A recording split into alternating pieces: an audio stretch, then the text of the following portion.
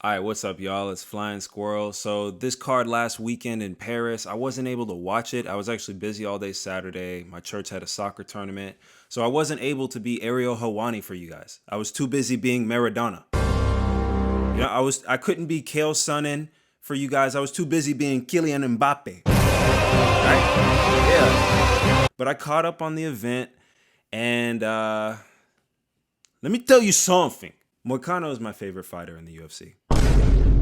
Moicano is my favorite fighter in the whole UFC. It's just something about dude. Moicano wants money. I connect with bro on a certain level. Tomorrow when I get home, I'm gonna get my wife pregnant another time. I get him. I was drinking beer, eating steaks in Brazil, and they called me. Bro is just like me. Do you know what I like to see?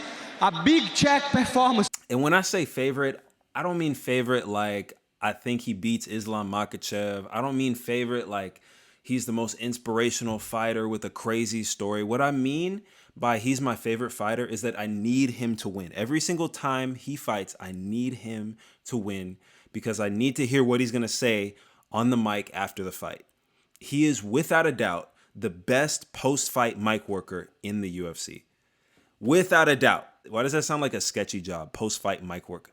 Yeah, I'm a post-fight mic worker. I'm not proud of it, but it's a job and it pays good money. Sometimes you gotta do what you gotta do to survive in these mean streets. You know, they say hard times make hard men, and by golly, as long as whiskey has a bite, I might as well have one too. So you know what I do? Every night, I walk out into the rainy streets, trained for a fight, and I grab that post-fight mic, and I tell Dana White, straight to his big pink head. Do you know what I like to see? A big check performance. Bro, he says what I wish I would say if I won a UFC fight. He says everything I wish I could say. He says, oh, I want money. I'm money motivated, financially motivated. Dude, at least he's being, when these fighters come out here talking about, I want to be the greatest of all time, that's not relatable to me. Dude, I want money, dude. I want cash. Y'all think I'm doing YouTube for the legacy? Bro, I'm doing YouTube for the money, guys. Moicano wants money. I hate to break it to you. I'm doing YouTube because I want money just like Renato Moicano. You think Renato Moicano started a YouTube channel because he wants legacy? Dude, because he wants to be the greatest YouTuber of all time? Nah, dog.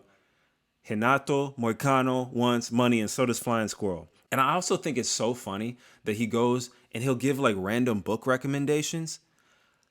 He gave the recommendation Ludwig von Mises, 6 Lessons in the Austrian School of Economics.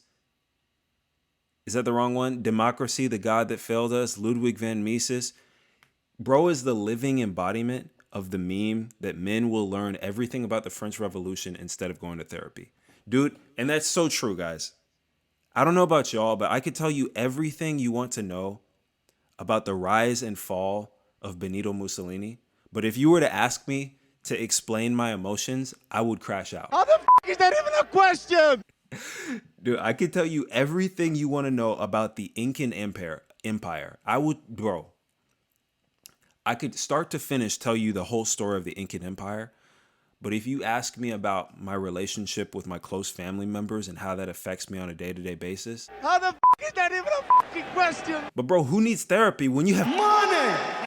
I think this type of fighter is what the UFC needs more of. We need mid-level fighters who can speak the language of the people, who have hilarious personalities, who have weird quirks, who have weird idiosyncrasies. Yeah, I know, big word. Yeah, I know, I just threw that big word out there. I'll give you a second to Google it. But dude, if you think about it, like this is why the WWE has been so successful over the years. The most epic moments in the WWE weren't always the fights. They were the sticks, they were the speeches, they were the rivalries, they were the walkouts, and they were the absolute weirdos. Y'all remember Finley and Hornswoggle? Me and my dad would literally stand there Friday night with pizza in our hand, watching Hornswoggle knock people unconscious with a club. And I'd be sweating. And my dad would be laughing, thinking that this was real stuff. But the WWE, they use this to their advantage. And I think Moicano embodies so many of these things, and that's what the UFC needs more of. Of all the fighters in the bottom half of the rankings and unranked fighters, I feel like Moicano is one of the top fighters who I'll actually show up and watch. Like, he could have a main event because he's just interesting. I think some other fighters who are interesting, who do a good job, Paddy Pimblett, Peyton Talbot, Bryce Mitchell, MVP, Kevin Holland. These guys, they're actually interesting. They're weird. They have sticks. And bro, don't get me started on Bryan Battle. If you thought the Butcher was gonna lose in a fist fight to a French dude, oh, bro, you got me messed up. Dude, isn't this the face? Isn't this the face you make when you're about to cook your boy? Like, I know you not talking. Oh, acorn forehead looking boy, you looking like you fell out of a tree. I know he's not talking. That's the face you make right moments before destruction. Look at this guy. He's so nervous. The interpreter's so nervous. I have loved Bryan Battle ever since the season of Tough that he was on. If y'all don't remember, Bryan Battle was chosen last.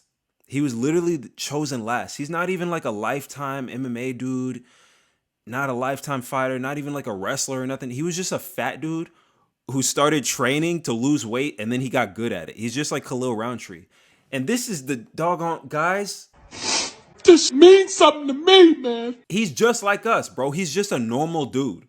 He is just a normal guy, and he acts just the way we would act in his position. This is what gets me. This is what the UFC needs. It's the normal guy. Let me see the personality. Bro, if I was in his position, of course, I would walk out to Ailin Perez if I went and I fought in Paris. And of course, I would cut my hair like Charles Oliveira. And of course, I would get a huge Dragon Ball Z tattoo covering my entire back as soon as I went on a 2-fight win streak. Dude, of course I would do that. Look, he didn't have no tattoos when he won Tough. Look at him now.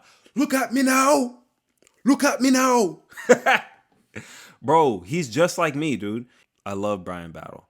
I think it's so funny. He went into this fight pretty respectful, actually. It was just the crowd that was pissing him off. Because after he beats the guy, they're like shaking hands and they're dapping up. And he's like, hey, good fight, good fight. But then the crowd starts booing him. And then he just he gets on demon time. The crowd had nothing against the French guy. Also, I don't know what this guy's name, Juice. I'm sorry, Juice. Your name is the French dude from now on. But he's so respectful, and then the crowd starts booing him, and immediately he just goes on demon time. It just goes crazy on the crowd. But yeah, dude. If I was in the position of Moicano, of course I would be asking Dana White for more money every single time I got a chance. And of course, if I was Bryan Battle, I would win in a fist fight with a French dude.